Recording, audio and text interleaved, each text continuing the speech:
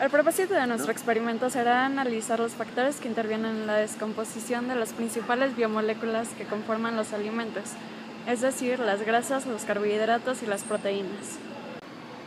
Con la finalidad de determinar estos factores de descomposición, llevamos a cabo el siguiente experimento. Pusimos a descomponer muestras de diferentes alimentos en condiciones variables. Los alimentos que consideramos estaban pensados para que representaran cada uno una de las biomoléculas que necesitamos analizar. Para esto pusimos una pieza de pollo, una ración de manteca y pan y una manzana, que representan azúcar en diferentes estados. Para determinar los factores de descomposición, pusimos las muestras en diferentes condiciones según las variables de presencia de luz, temperatura, aire y humedad. Metimos cada una de nuestras muestras en diferentes frascos, las cuales fueron sometidas a diferentes condiciones. Para analizar la variable de la presencia de la luz, consideramos un medio oscuro, un medio en donde recibe la luz solar y ya. En el caso de la humedad, pusimos los alimentos en un frasco que tenía cierta cantidad de agua y uno que estaba completamente seco.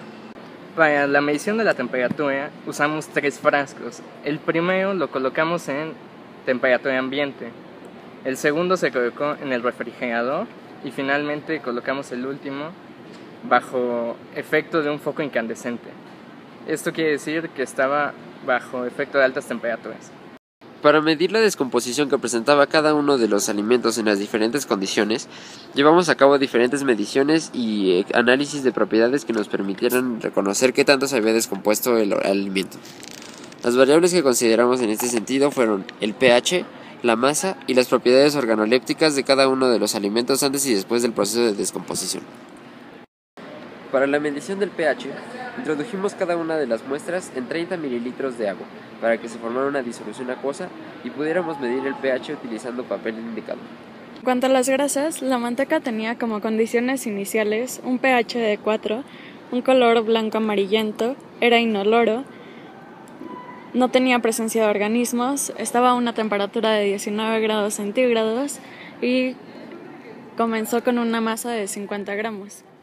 Las condiciones finales que se encontraron fueron un pH de 7, el cual subió por procesos químico-biológicos, el color cambió a blanco, el olor cambió a chicharrón de cerdo, no tenía presencia de organismos, la temperatura promedio fue de 19 grados centígrados debido a las condiciones externas, ya que se presentaban temperaturas muy bajas, y la masa promedio fue de 42 gramos, lo cual indica que disminuyó en 8 gramos.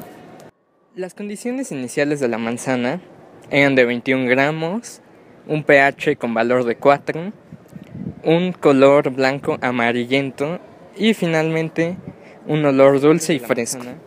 Permanecieron prácticamente sin cambio, excepto en las muestras que se hallaban bajo influencia de luz, calor o en contacto con el oxígeno. Este tipo de muestras incrementaron su pH de su valor inicial de 4 a 9, presentaron oscurecimiento de tono y tuvieron un aroma envinado. Otro indicador del grado de descomposición de la manzana fue la masa. Los casos más afectados vieron gran disminución de masa.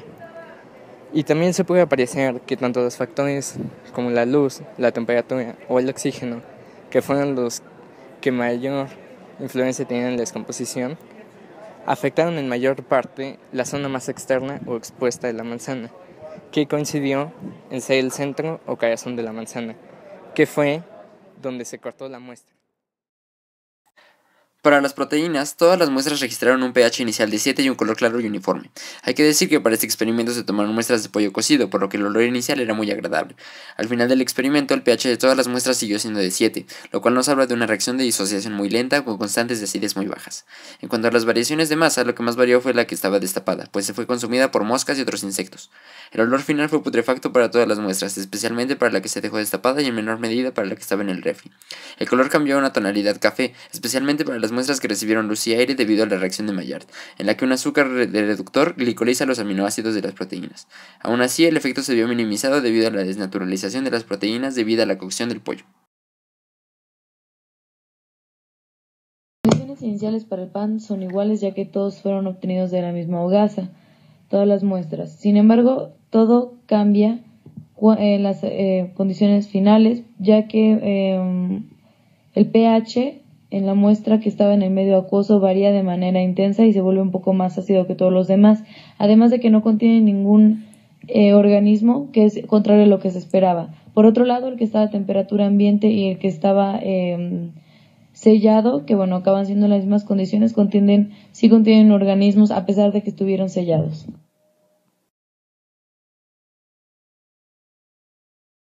Conclusiones para el experimento, podemos decir que las condiciones en las que se llevó a cabo no fueron del todo óptimas. Esto puede deberse a errores en las mediciones debido a la exactitud de los dispositivos que utilizamos, además de que las condiciones de temperatura que se presentaban en la temporada durante la cual hicimos el experimento fueron muy bajas y por lo tanto no hubo una gran descomposición.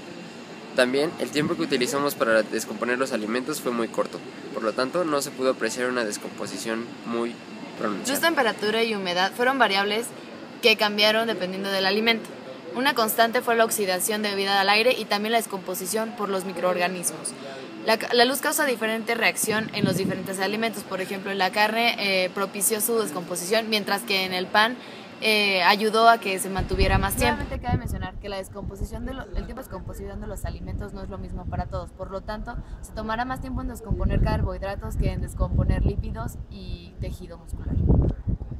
Siempre y cuando estas no estén cocidas.